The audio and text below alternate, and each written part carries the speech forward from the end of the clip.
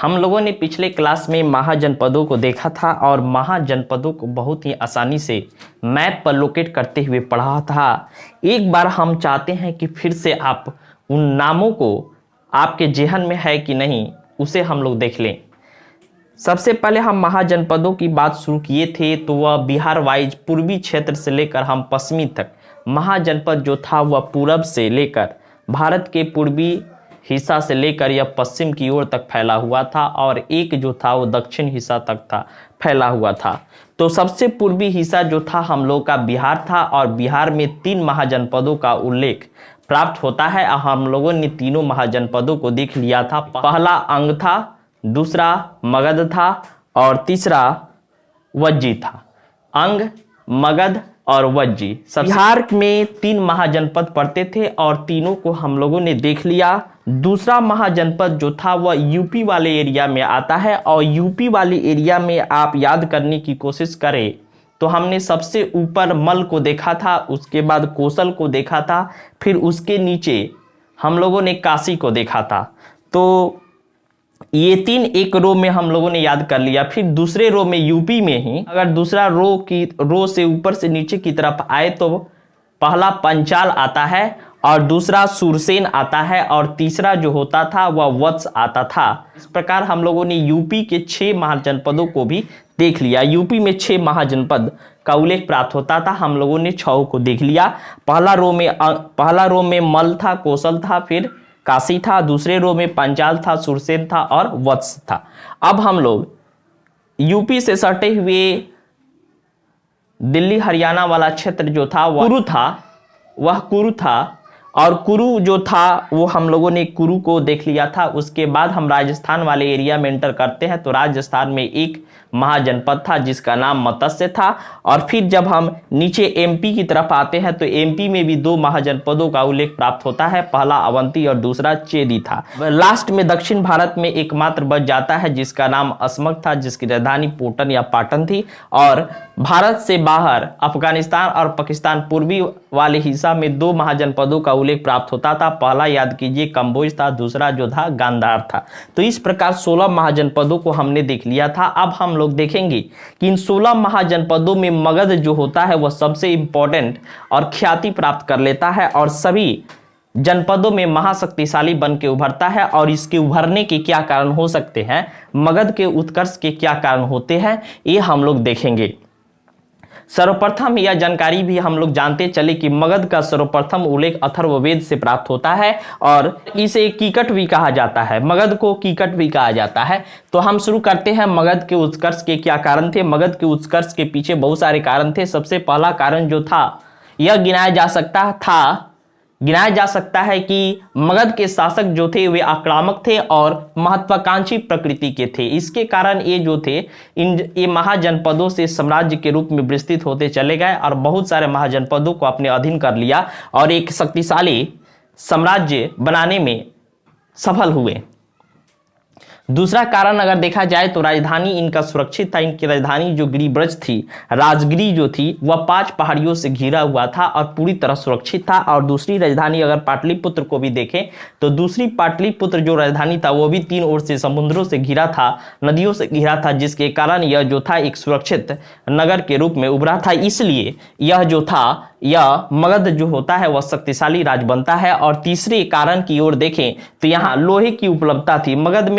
मगध में लोहे की उपलब्धता थी, लोहे की खान इसके नजदीक थे, जिसके कारण इसका प्रयोग हथियारों में आसानी से किया जा सकता था। और इसके अलावे यहाँ की कृषि अर्थव्यवस्था में भी लोहे का प्रयोग करके खाद्यान्न उत्पादन बढ़ाया जा सकता था और बहुत सारी अर्थव्यवस्था को गति दी जा सकती थी, जिसके कारण ये मगध का उत्कर्ष जो होता है वह लोहे की उपलब्धता के कारण भी काफी तेजी से बढ़ा।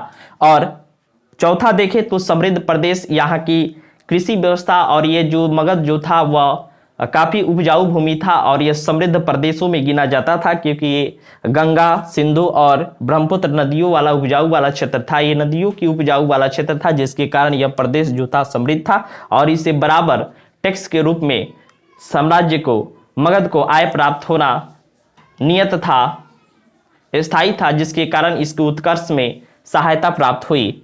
और 5वां कारण देखा जाए तो मगध जो था, मगध में काफ़ी विशाल वन भी मिलते थे और वनों की अधिकता थी और वनों में हाथी जो थे वो प्रचुर मात्रा में उपलब्ध थे और हाथियों की सेना जो होता है वह मगध में इस्तेमाल किया जाने लगा युद्धों में। इस प्रकार हम देखते हैं कि 5 कारण जो होते हैं जो सबसे महत्वपूर्ण होते हैं और मगध के उत्कर्ष में काफ़ी भूमिका निभाते हैं। इसके बाद हम लोग मगध के राजवंशों को देखना प्रारंभ करेंगे और यही मगध से हम लोग डायनेस्टी राजवंशों को देखना स्टार्ट करते हैं। इसके बाद हम लोग विभिन्न राजवंशों के बारे में पढ़ते जाएंगे एक के बाद एक। मगध राजवंश में कुल 5 राजवंश आते हैं और सबसे पहला राजवंश जो था वह बृहद्रथ वंश था, दूसरा हर्यक वंश था, तीसरा शिशुनाग वंश था और चौथा नंद वंश था और 5वां जो है वह मौर्य वंश आता है। सबसे पहला जो था वह बृहद्रथ वंश था और यह मगध का सबसे प्राचीन राजवंश था। मगध का सबसे प्राचीन राजवंश की बात की जाए तो वह बृहद्रथ राजवंश था और इसका संस्थापक जो था वही बृहद्रथ था और बृहद्रथ का पुत्र जो था वह जरासंध था, जिसका उल्लेख हमें महाभारत और पुराणों में देखने को मिलता है। और महाभारत में जरासंध का वध जो होता है पांडव पुत्र भीम ने किया था श्री कृष्ण की सहायता से। तो हम देखते हैं कि ये जो था जरासंध काफी शक्तिशाली शासक हुआ था जरासंध बृहद्रथ के बाद। तो इस प्रकार हम लोगों ने इस वंश को देख लिया और इसके बाद जो वंश आता है वह हर्यक वंश होता है, जिसकी राजधानी जो है वह गिरिव्रज थी, तो राजगीर में पड़ता है।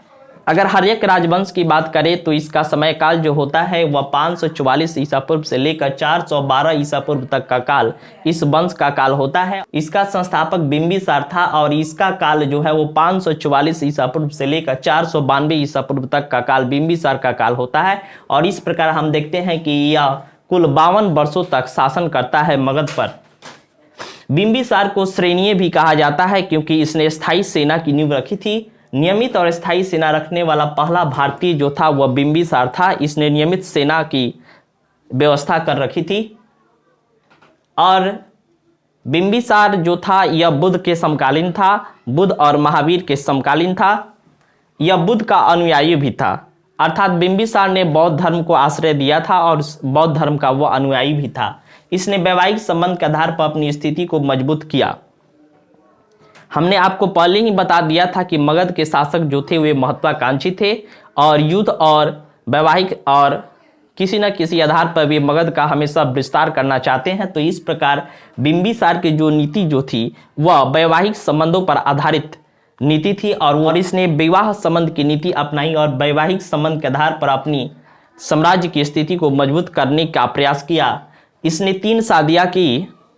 पहला विवाह जो था बिंबिसार का वह कौशल के राजा प्रसेनजीत की बहन कौशल देवी से किया गया। कौशल देवी को हम महाकौशला नाम से भी पुकारते हैं और इस विवाह के उपरांत उसे काशी जो है वो दहेज में प्राप्त होता है। और दूसरा विवाह जो होता है वह वज्जी संघ के अंतर्गत 8 गणराज्य होते हैं, जिसमें वैशाली के लिच्छवी परिवार के चेल्लना से बिंबिसार ने विवाह किया। और तीसरा विवाह जो है वो पंजाब के मद्र देश के राजकुमारी क्षेमा से विवाह करते हैं और इस प्रकार वे वैवाहिक संबंधों के आधार पर अपनी स्थिति को चारों ओर से मजबूत करने का प्रयास करते हैं।